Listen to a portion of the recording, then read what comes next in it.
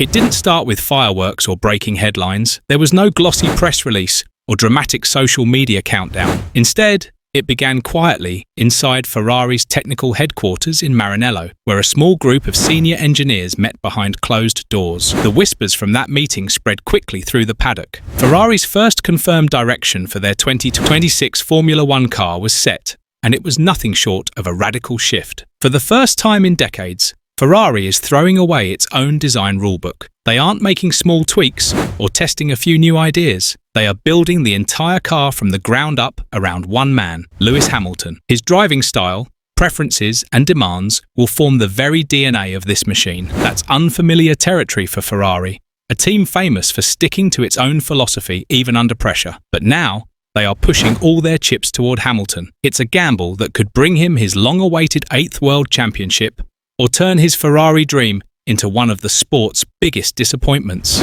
At the start of 2025, there was genuine hope in Maranello. Winter testing showed a car that could keep McLaren within reach and even put pressure on Red Bull. It wasn't dominance, but it was enough to believe that with steady development, Ferrari could finally close the gap. As the season went on, however, that belief began to fade. Upgrades didn't change the picture. Race days turned into a mix of missed opportunities and poor strategies, while the same weaknesses kept returning. Tyre wear was a stubborn issue, and Hamilton never felt fully at home in the SF25. He could deliver a strong lap in qualifying, but over a race distance, the discomfort was obvious. And now, the biggest rule change in years is approaching. The 2026 regulations will bring smaller, lighter cars, less downforce, and brand new power unit rules. A complete reset for the entire grid. Ferrari knows they cannot enter this new era with a car suited to the wrong strengths. They must give Hamilton exactly what he needs, or risk wasting one of their best opportunities in modern history. Part of the challenge comes from the different ways Hamilton and Charles Leclerc drive.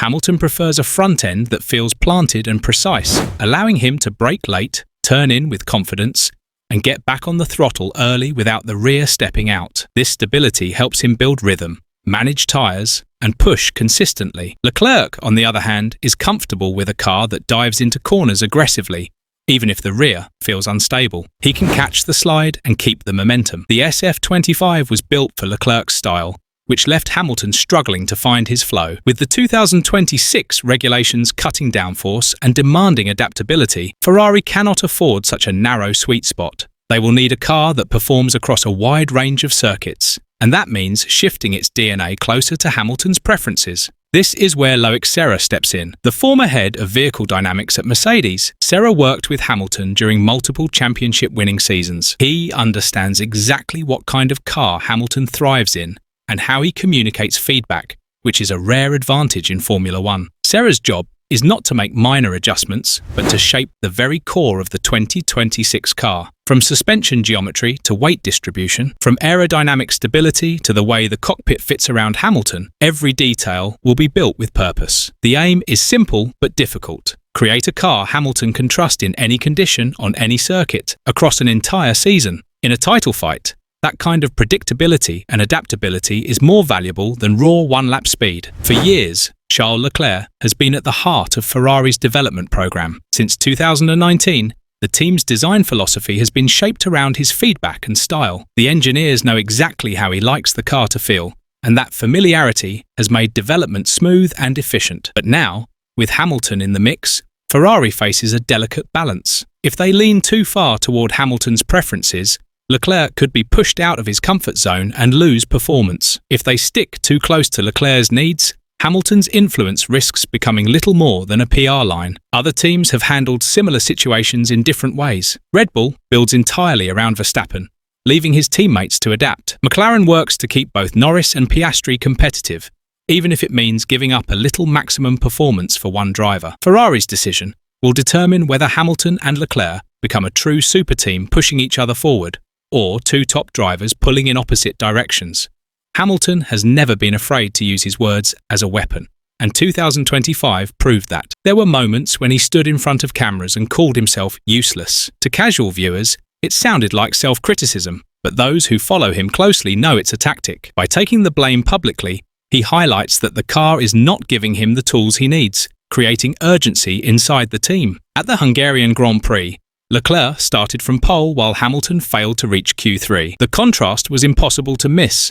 One Ferrari on the front row, the other stuck in midfield. Moments like that don't just hurt the points tally, they increase political pressure inside Maranello and make it clear the team's development balance could shift at any time. Ferrari cannot afford to get 2006 wrong. With the budget cap and strict limits on aerodynamic testing, the first races will decide everything. In modern Formula One, if you miss the performance window in the first 4 to 6 rounds, you are effectively out of the title fight before summer. Hamilton knows this better than anyone.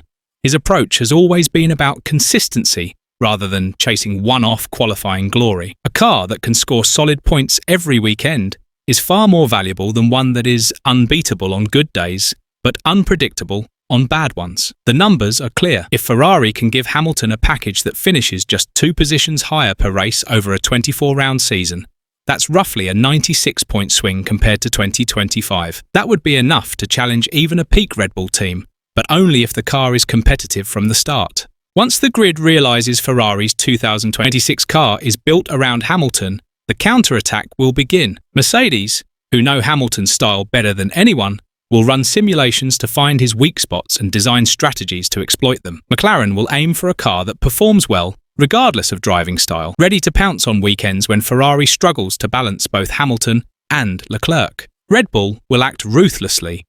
If they see Ferrari gaining momentum, they'll bring upgrades forward, even at the cost of their long-term plans to disrupt that rhythm. The fight in 2026 will not just be against the stopwatch.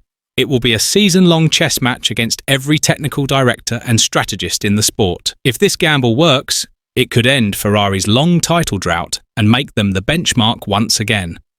Hamilton's precision, attention to detail, and demand for consistency could become part of Ferrari's DNA for years. For Hamilton, it would mean an 8th world championship, achieved in the famous red, the ultimate capstone to an extraordinary career. But if it fails, it will be more than a missed opportunity. It will suggest Ferrari's deeper problems are beyond even Hamilton's influence, turning his time in Maranello into a bold but unsuccessful experiment. Everything now builds toward that first moment under the lights in Bahrain in early 2026. The shakedown will be more than a systems check. It will be the sport's first glimpse at whether Ferrari's gamble has worked. Every eye in the paddock will be on Hamilton as he approaches the first heavy braking zone, watching for the smallest steering corrections and changes in throttle. Will he give that subtle nod, the sign that the car finally speaks his language? Or will his body language reveal that compromise is still built into the machine? For Leclerc, it will be the ultimate test of adaptability. If he thrives, Ferrari could have the most balanced and dangerous driver pairing on the grid. If he struggles, the season could become a fight just to stay relevant within his own team. When the lights go out for that first race, it won't be about winning a few Grand Prix. It will be about whether Ferrari has the courage, precision, and execution to fight for absolutely everything.